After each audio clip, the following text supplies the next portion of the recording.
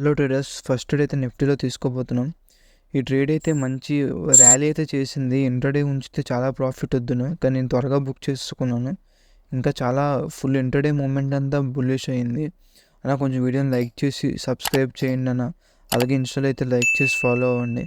ఇది second trade, మళ్ళీ నిఫ్టీలోనే తీసుకున్నాను. ఒక 10 లైన్ బ్రేక్అవుట్ దగ్గర మంచి మూమెంట్ అయితే ఉంది ఈరోజు అని చెప్పి ట్రేడ్ అయితే తీసుకున్నాం. 1 మినిట్ కూడా బుల్లిష్ క్యాండిల్ ఫామ్ అయిందని.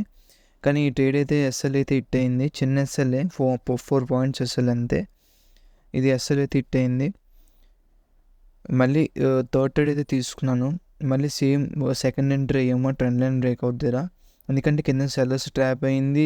ఆల్రెడీ 2 ఎంట్రీస్ కూడా ఫెయిల్ అయిందని చెప్పి ఎంట్రీ అయితే అయ్యాను. ఇది యావరేజ్ ప్రైస్ చూపిస్తుంది. ఇందాక సేమ్ స్ట్రైక్ ప్రైస్లోనే ఎంట్రీ అయ్యాను కదా. చిన్న మూమెంట్ అయితే వచ్చింది, ఒక 4-5 పాయింట్స్ మూమెంట్ అయితే వచ్చింది, కానీ నేను క్యాప్చర్ చేయలేదు, హోల్డ్ చేశాను. ఎస్ఎల్